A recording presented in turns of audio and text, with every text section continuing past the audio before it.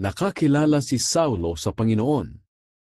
Patuloy pa rin ang pagbabanta ni Saulo sa buhay ng mga tagasunod ng Panginoon.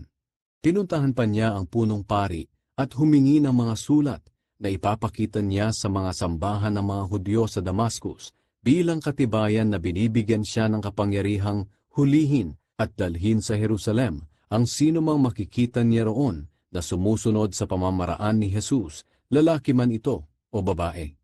Nang malapit na si Saulo sa lungsod ng Damascus, bigla siyang napalibutan ng nakakasilaw na liwanag mula sa langit.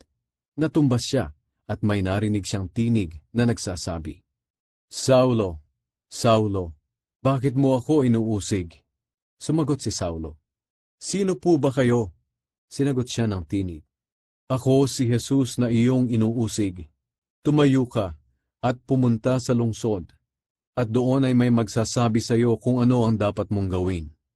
Hindi makapagsalita ang mga kasama ni Saulo. Nakatayo lang sila na natigilan. Nakarinig sila ng boses, pero wala silang nakita.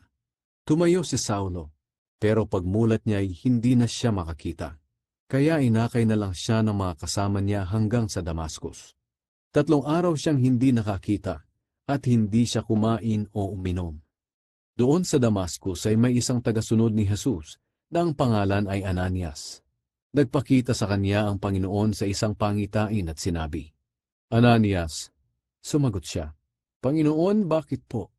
Sinabi ng Panginoon sa kanya, "Pumunta ka sa daan na tinatawag na Matuwid, at doon sa bahay ni Judas ay hanapin mo ang taong taga-Tarsus na ang pangalan ay Saulo. Nananalangin siya ngayon. At ipinakita ko sa kanya sa pamamagitan ng isang pangitain na pumasok ka sa kinaroroonan niya at pinatungan mo siya ng kamay para muling makakita." Pero sumagot si Ananias, "Panginoon, marami po akong nababalitaan tungkol sa taong iyon, na malupit siya sa inyong mga pinabanal sa Jerusalem. Narito siya ngayon sa Damascus at binigyan siya ng kapangyarihan ng mga namamahalang pari na hulihin ang lahat ng kumikilala sa iyo." Pero sinabi ng Panginoon kay Ananias, "Lumakad ka, dahil pinili ko siyang maglingkod sa akin, para ipakilala niya ako sa mga hindi Hudyo at sa kanilang mga hari at sa mga Israelita. At ipapakita ko rin sa kanya ang mga paghihirap na dapat niyang danasin para sa akin." Kaya pinuntahan ni Ananias si Saulo sa bahay na tinutuluyan nito. At pagpasok niya roon, ay ipinatong niya ang kanyang kamay kay Saulo.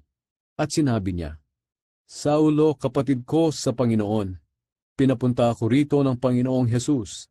Siya ang nagpakita sa iyo sa daan nang papunta ka rito. Inutusan niya ako rito para muli kang makakita at mapuspos ng banal na espiritu."